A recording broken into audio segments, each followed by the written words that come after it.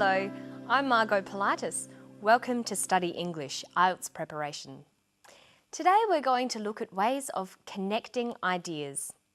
There are many ways of doing this using conjunctions, words that join. First, let's listen to Paul Gibson, an architect, while he takes us on a tour of his new, environmentally friendly solar house. Well, we completed it about 2 years ago, and I guess one of the interesting things about it is that it's a fibro house, and most houses, I guess these days, are brick veneer, whereas this is fibre on the outside, timber on the outside, but there's bricks on the inside.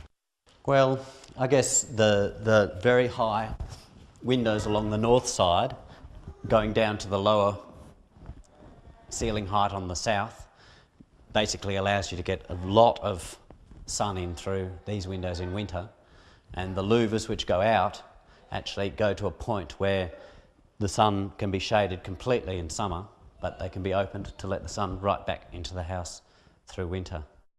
This house actually has two north faces.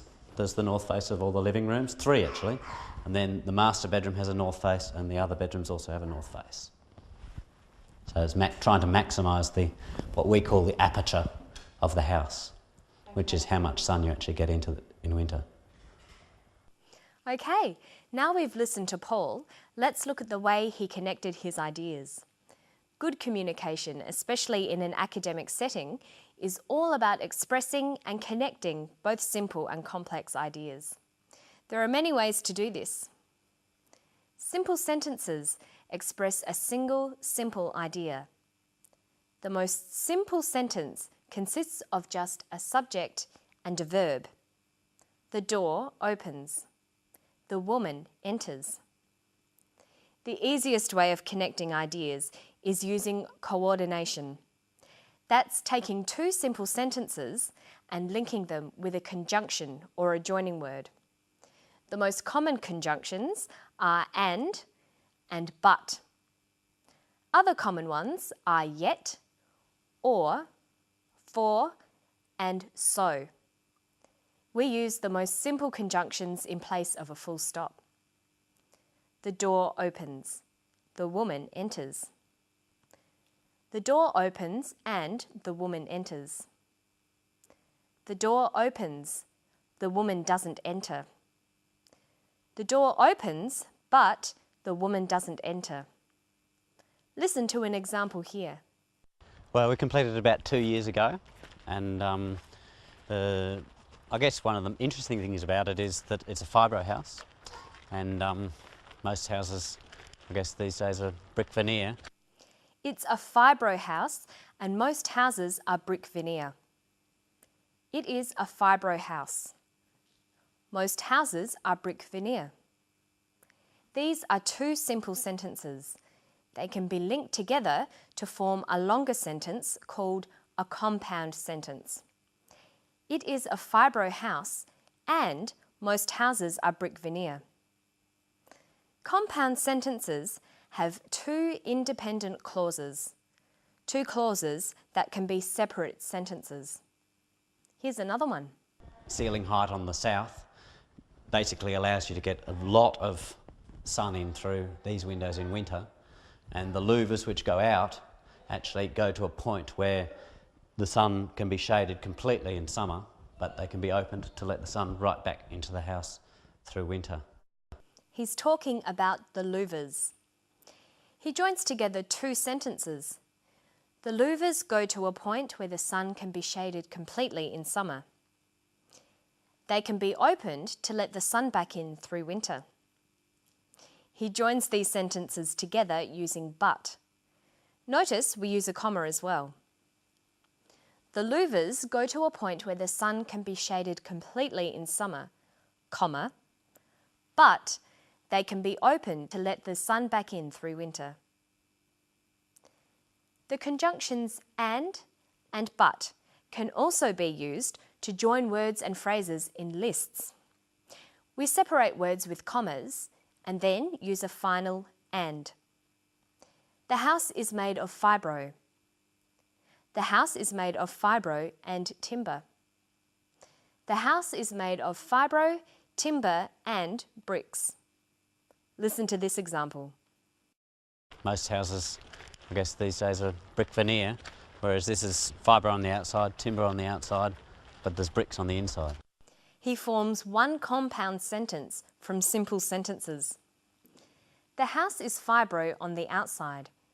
It is timber on the outside. It is bricks on the inside. Notice that and is used to list similar things, but is used to contrast different items in a list. So we could also say the house is fibro and timber on the outside, but bricks on the inside. Okay, so that's an introduction to coordination. Remember, coordination is linking independent clauses with conjunctions. This forms compound sentences.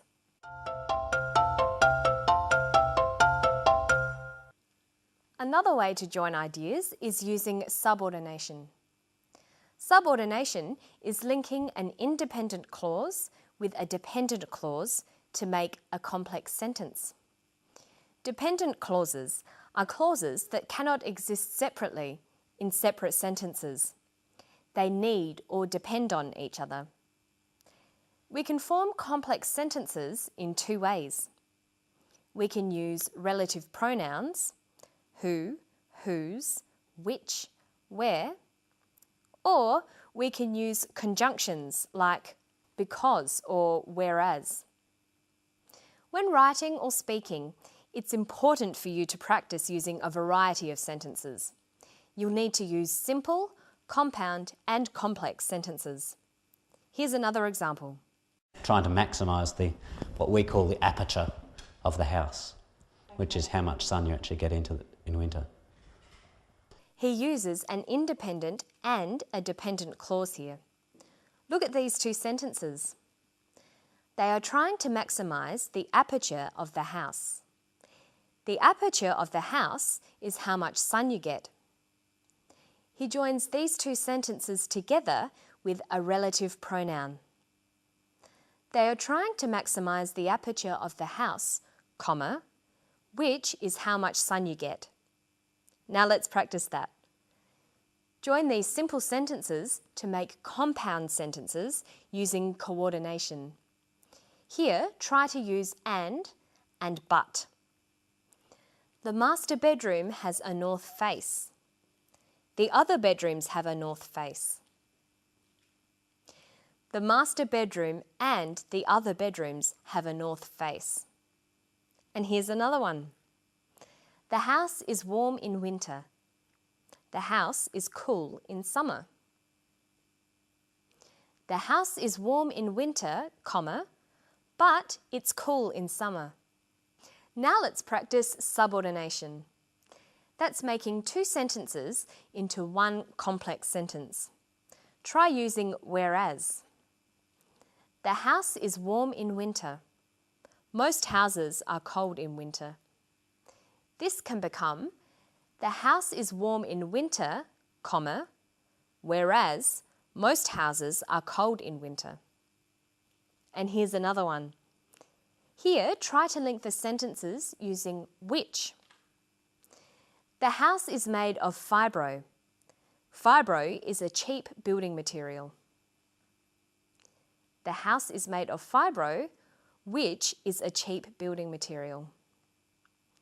You'll need to practice forming simple, compound and complex sentences. There are many ways to do it and many different ways of punctuating. This is very important for your written work. And that's all for today. I'll see you next time on Study English. Bye-bye.